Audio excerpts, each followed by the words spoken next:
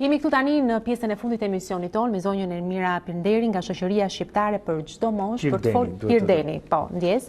Për të folur pikërisht për atë temë që e kemi hedhur edhe në Facebookun aty si pra ju kemi pyetur pikërisht për problemet që hasin sot mosha e tretë, nëse shpeshherë edhe, si thua, mund të përdorim fjalën, nuk duat termin si thua pejorativ, por që gjithsesi duket që nuk kuptojnë aq sa duhen nga ne mbase, nuk ndihmojnë aq sa duhet, shpeshherë i shikojmë ndoshta si njerëz që e kanë vëndin aty në shtëpi, në një qoshe të shtëpisë, por që fakt nuk është kështu sepse janë njerëz me shumë vitalitet edhe mund të na japin shumë. Po për diskutuar për gjithë këtë, jemi me zonjën Ermira sot këtu në studio, edhe për të folur diçka më shumë, aq tepër pastaj kur na tërheq vëmendjen edhe kronikat që kemi transmetuar edhe ne këtu në CNN, ku duket dhe është alarmi që Shqipëria po plaket, po thinjet.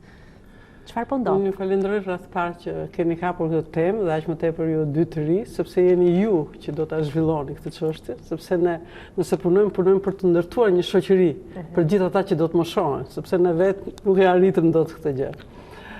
Ka një shprehje që thotë nëse shikon jashtë ndron, nëse shikon brenda rritesh. Dhe kur isha unë moshën tuaj, nëse do më thoshe një ditë që ti do jesh një grua 73 vjeçare, unë do thosha gjithkush do të moshohet, vetëm unë jo. Kështu që kur doli raporti i Bankës Botërore në 2007, që tha Shqipëria në 2025 e plakur dhe e varfër, nëse s'merren reforma në pensione dhe në kujdesin shëndetësor, kjo s'ka pikë logjike. Një ishim një popullsi e re, e dyta ne u hapëm, u përpoqëm kaq shumë për të hapur, erdhën me burime njerëzore dhe natyrore.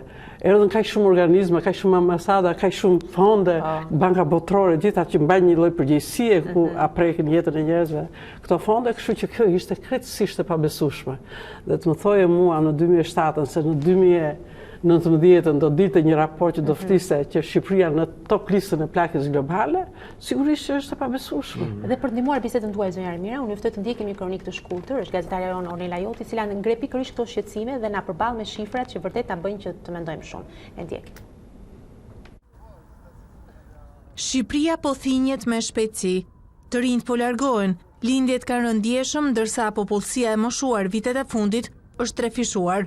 Specialistët e shëndetit publik thonë se as popullata shqiptare nuk po i shpëton plakjes. Shqipëria është vendi i fundit në Europë që po kalon në këtë proces, por padyshim që është duke u moshuar, mund të themi dhe me shpejtësi. Proporcioni i popullatës të moshuarve është rritur me 3 herë në vitet e fundit në vendin tonë. Kemi rreth 400.000 të moshuar.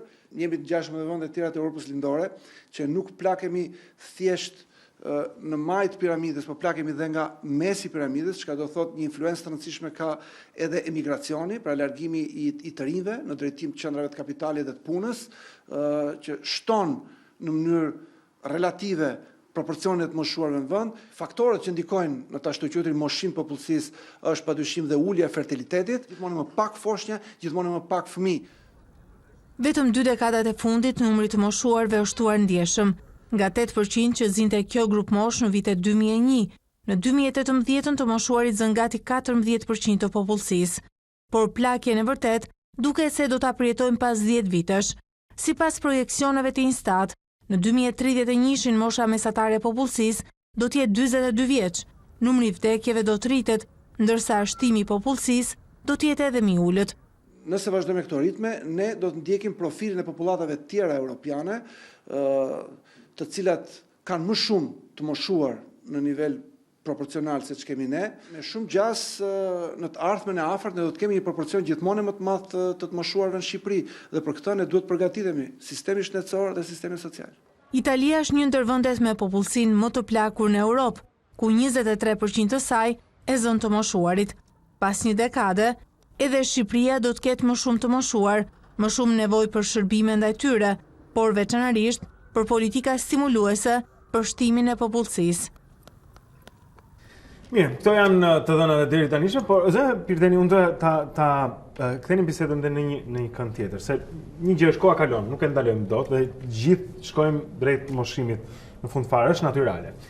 Pyetja ime është, për këta të vjetër në Shqipëri, për këta njerëz të një moshe të caktuar, a është shoqëria e drejtë? A janë mundësitë e tyre të plota, a respektohen ata, po themi në të drejtat e tyre si qytetar, si ndodh në vendet demokratike, apo kemi ne një problem të ageizmit, si quhet, një diskriminim për shkak të moshës? Është më e vështirë, kam përshtypjen, për një burr apo një grua të 50-at të gjejë një vend pune, sepse të gjithë preferojnë dhe ka dhe një idhujtari, do ta quaja të res, e të bukurës, e të freskisë, që si thua zhvlerëson dashje pa dashje dhe padrejtisht një moshë tjetër që ka akumuluar. Në përgjithësi, në gjithë botën, po dhe në Shqipëri, gratë e moshuara jetojnë më gjatë se sa burrat. Dhe për fatin tonë të madh, gratë tonat moshuara janë dhe gratë arsimuara. Por edhe në të gjithë diskutimet globale, tashmë gruaja e moshuar njihet si një faktor ndryshimin, veçanërisht në familje për zgjidhjet ditore krijuese, në komunitet dhe në shoqëri. Dhe në fakt ato eksperiencë, sepse neve duam t'ja nashkalojmë dhe bota u kthye moshimit, prandaj u shpall dhe vitin ndërkombëtar i njerëzve të moshuar në një ndryshim të tillë demografik, nuk ka se si ti të rish indiferent. Dhe Shqipëria mori pjesë në Asamblenë e dytë botërore që firmosi deklaratën politike dhe planin ndërkombëtar për veprimin e moshimit, edhe presidenti dhe qeveria shqiptare. Dhe në përgjithësi këto dokumenta kaq të rëndësishme i bën të njohura qeveria. Në Shqipëri ka bërë asagu Shoqëria Shqiptare për gjitha moshat. Dhe çdo 5 vjet bëhet një review e këtij plani për të parë se a çfarë ke filluar ti në implementimin e këtij plani, se nuk ka nevojë të bësh shpikje. Ti mund t'i adaptosh disa gjëra, po në përgjithësi gjërat gjithandej të moshuarit janë njësoj, nuk ka se si tash. E sigurisht unë nga njëherë tronditem, sepse si ka mundësi të mos kesh dëshirën që ta shohësh i çik më thellë atë që thash, të vështrosh për të ndjerë dhe ti kënaqësinë e produktit që ti bën, punon gjithë ditën ti, po do të kesh asgjë në botë nuk ta jep atë kënaqësi se sa kur ti sjell një vizion të ri, një ndryshim të ri. Dhe një 5 vjet bëjnë review dhe unë marr pjesë në këto konferenca që bëhen në nivel e ministrave dhe kam vënë që shtete me infrastrukturë të zhvilluar me moshimin përsëri marrin iniciativa. Ndërsa neve shkojmë me disa raporte. Të cilës natyrë, çfarë duhet bërë? Çfarë mund të bëhet? Se si atje në përgjithësi kanë kujdesin shëndetësor dhe kanë strukturat qendra ditore, kështu. Si ti bëjmë më aktiv? Dhe unë pikërisht për këtë, meqense gjërat nuk ndryshonin, prodhuam revistën Moshim Aktiv, sepse duke qenë në revistën Moshim Aktiv, ti, kur je aktive ti e menaxhon dhe vetë mëson si të menaxhosh shëndetin tënd, si ta vetë menaxhosh, s'mund të rish gjithkohon ke klinika siç e kemi mësuar në të moshuar që për çdo gjë kërkojnë mjekun. Pikërisht sepse mungon informacioni për shumë gjëra, jo vetëm për këto, që edhe për ligje. Zonë Ermira, nëse ju do të kishit shkopin magjik, po ju vën në një pyetje të tillë, për këtë kaos, për këtë çështje që ju ndiqni, çfarë ndryshimi do të sillnit ju, çfarë do ndryshoni? Kto jemi ne. Shteti lokal, sidomos, shteti lokal është shumë i rëndësishëm, sepse për të moshuarit dhe fëmijët, gjërat janë në komunitet. Nivel bashkishe dhe komunë. Dhe nuk mund të ecësh, jo, lenjëherë që është në majë të diskutimeve globale dhe komuniteti, sepse nëse ti s'ke familjen tënde, s'ke komunitetin, çfarë pret ti kesh gjërat e tjera? Dhe projektet pikërisht këto përfshin gjinin, përfshin moshën, përfshin dhe perspektivën. Si do të ecësh ti? Ne pikërisht këtë gjë nuk bëjmë, ne bëjmë projekte si thosh me metoda akoma të vjetra që nuk masim asnjëherë impaktin dhe cilësinë e projektit. Pikërisht të desha të thoshe që pas kaq viteve, mua nuk do të më shkonte kur në mendje që do të kishte një gap kaq të madh midis situatës aktuale dhe cilësisë së përgjigjes. Nuk ka nevojë, janë gjërat e shkruara, janë gjëra që njerëzit. Pra, ajo që po kuptoj unë është që institucionet tona nuk janë duke bërë mjaftueshëm prej vitesh për të adresuar problemin e moshës së tretë, i cili sa vjen edhe shtohet edhe për shkak se mosha e tretë bëhet më e madhe në numër njerëzish. Në 2011 janë bërë iniciatore për ardhjen e një misioni të nivelit lartë të OKB-s, të cilët ishin një fakt mbledhës situatës, dhe që atëherë ato ju danë ca rekomandime qeverisë, bëm dhe një hearing në parlament, dhe cilat ishin rekomandimet?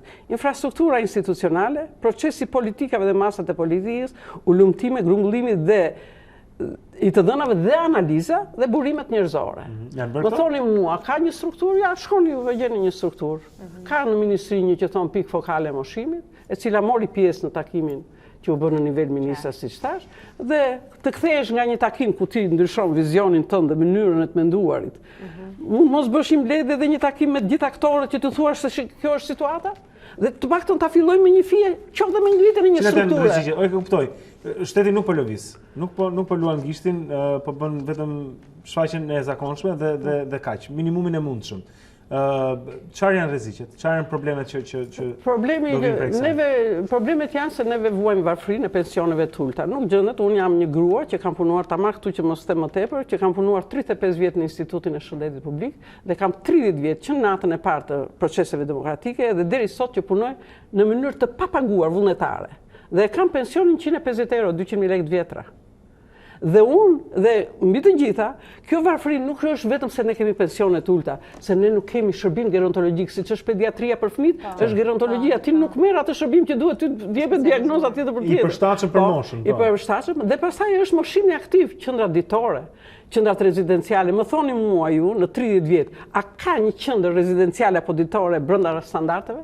Një, që ta marrim si shembull që kur gjish ti, unë të them ja e kam këtë gjë. Nuk ekziston as kjo për grupin shoqëror i papaguar në jetën e saj, më i përvojtëri me dëmtuari, që s'ka përfituar as nga zhvillimi dhe as nga pasuria kombëtare. Dhe mbi gjitha, kur thash për këtë për të qenë aktiv në komunitet, sepse kjo është shumë e rëndësishme, ju e dini se gjyshet i rrisin fëmijët dhe kjo ka qenë një shërbim shumë i madh për këtë brez, sepse askush s'mund t'i japi fëmijës as babysitteri më fantastik s'mund t'i japi atë dashuri që jep gjyshi dhe gjyshja. Dhe neve kemi ngjarje dhe më të hidhura se sa kaq. Ne falim pensionin, ne falim shërbimin gerontologjik, po që të shkatrojnë dhe komunitetin, të presin dhe lulishten, të ta prishin, të ta betonizojnë, të presin dhe pemën dhe pishën e fundit të regjimit të kaluar që e kam mbjellur unë vetë me dorën time, do me thënë është një situatë pothuajse tragjike. Dhe këtu nuk është kjo, se u prish kjo. Gratë e moshuara bën, gratë e veja bën protest me media, unë bëra artikull si mund të prishet një komunitet historik. Është komuniteti këtu pranë jush. Komuniteti ku ka filluar lëvizja demokratike dhe që duhet ishte një zonë turistike për treguar botës kush ishin ata që sollën ndryshimin dhe si erdhi ky ndryshim. Si mund ta prishësh sepse kur fillon një projekt ti nuk mund të jesh influencer kur i thon pa ditur historinë.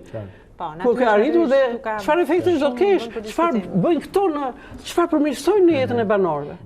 Pra, le të themi, është natyrisht jo vetëm ana financiare që u prek këtë anën e pensioneve që është më së interesi shqetësim, është ana e trajtimit mjekësor që tha që edhe këtu duhet bërë shumë kujdes, por edhe ideja, edhe kjo më pëlqen edhe kjo ideja e komunitetit që ju thonë, sepse kjo është shumë e rëndësishme apo jo. Unë mund të haj edhe një herë në ditë, po unë me këtë pension nuk kam kohë të rigjit ditën kafe. Unë atë lulishte kam, unë dua të ri aty. Dhe gjitha në shkëmbim, informacione me njëra tjetrën, unë shpeshherë nuk i di këto solucionet, nga ato i marr vesh, kush janë më të mirë si janë. Kam një të fundit për ta kthyer në anën e vetëm moshuarve. Kam patur në klasë, kur jam qenë student në Shtetet Bashkuara të Amerikës, një çift i cili kishin dalë në pension. Kishin bërë gjithë karrierën e tyre dhe tani vinin në klasë me mua, me çuna goca të rinj atje. Dhe mëson. Thjesht për të ndenjur aktiv. Për ajo diplomë ata kishin qenë në ushtrinë amerikane, kishin pas karriera të shkëlqyera, por vinin bënin detyrat, ishin vetëm miq të klasës në detyra se kishin kohë. Dhe mua në fillim bënte përshtypje që të kisha 2-60 kusur vjeçar në klasë, por pastaj e pash ishte një mënyrë e tyre për të qëndruar të rinj. Ky është koncept amerikan ti si apo perëndimor. E kanë të vjetrit tan këtë lloj dëshire, këtë lloj. Po ju e patë edhe për tërmetin, ajo grozonja e moshuar e lënë është i filloi të flasë. Ka qenë ulur kur jeni tani po. Për këtë komunitet që unë ju flas juve që është prishur lulishja, është jo vetëm që është komunitet historik, por është komunitet i ndërtuar nga gjeologjia, profesorët e gjeologjisë, bujqësia, që janë 2 fusha në nivele ndërkombëtare që kanë përfaqësuar Shqipërinë dhe artistët që jeton Besim Zekthi që kanë qenë ambasadorët tonë. Mbaj mend dikush një herë më thoshte në Itali që pas Besim Zekthit disa tuaj në çdo vend që shkonin nga mbrapa dhe qanin kur e shikonin.